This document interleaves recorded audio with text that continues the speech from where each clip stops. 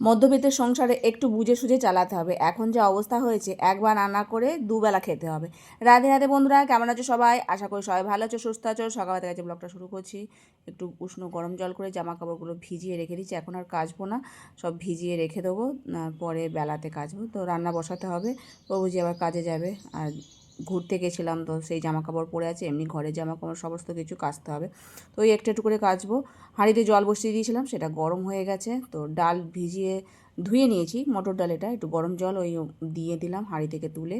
এখন প্রেসার কুকারটা বসিয়ে দিচ্ছি, আর এই জলটাও গরম হয়ে গেছে, চালটাও ধুয়ে তুলে দিচ্ছি। ডালের মধ্যে জল গরম দিয়ে বসালে তাড়াতাড়ি হয়ে যায়, প্লাস তার সাথে গ্যাসটাও কম পড়ে। আর এদিকে আমি সবজি বানিয়ে নিচ্ছি।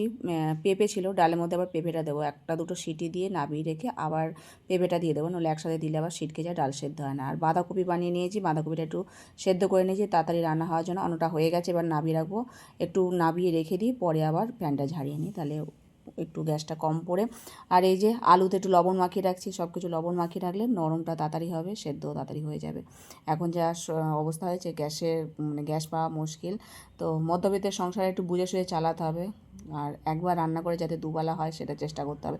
তো বাঁধাকপিটা সেদ্ধ করে জল চিপে আর ফেলে দিয়েছি, আলুটা ভেজে এখন সেটা দিয়ে দিলাম। আলু ভাতে করেছিলাম, সেটা একটু শুকনো লঙ্কা ভেজে আর মেখে নিচ্ছি। ওই তেলটা সমেত মাখলে আলু ভাতের আলাদা টেস্ট আসে, নইলে এইটাকেই আবার কড়াতে দিয়ে ভেজে নিলে আরও বেশি ভালো হয়। তো দেখো দুবেলা দুটো বাটি করে রেখে দিয়েছি। পটল ভাজা, এদিকে ডাল হয়ে গেছে, পেঁপে দিয়ে আলু ভাতে মেখে নিয়েছি, ব্যাস এই সাদা মাত্রা রান্না। তার সাথে একটু টক দই ছিল, গন্ধরাজ লেবু দিয়ে ভগবানকে সেবা দিয়েছিলাম। আর কুল আঙুর নিয়ে এসেছিলাম, তো সেই ছিল, সেই ভগবানকে দিয়ে সেবা দিয়েছি। তো লেবুটা এমনই, কোনো রসকস নেই, যাই হোক গন্ধরাজ লেবু ওই। তারপর খাওয়া দাওয়ার পর আমি আর প্রভুজি বেরিয়ে পড়ছি, পোস্ট অফিসে যাবো, তারপর সেখান থেকে এসে বাড়ির কাজকর্ম সারবো।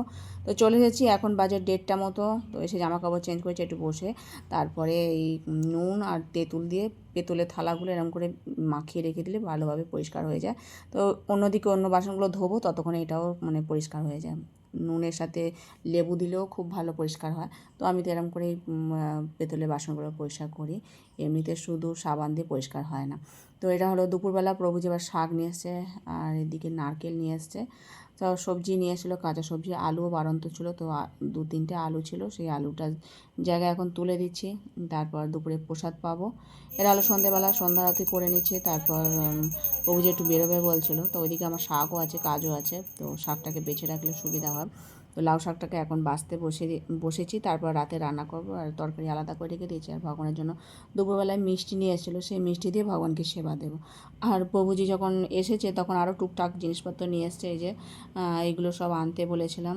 আর তার সাথে হলুদও বাড়ন্ত ছিল, হলুদ নিয়ে এসছে, সাবান, নারকেল তেল, এগুলো সব দরকার ছিল, সেই নিয়ে চলে এসেছে।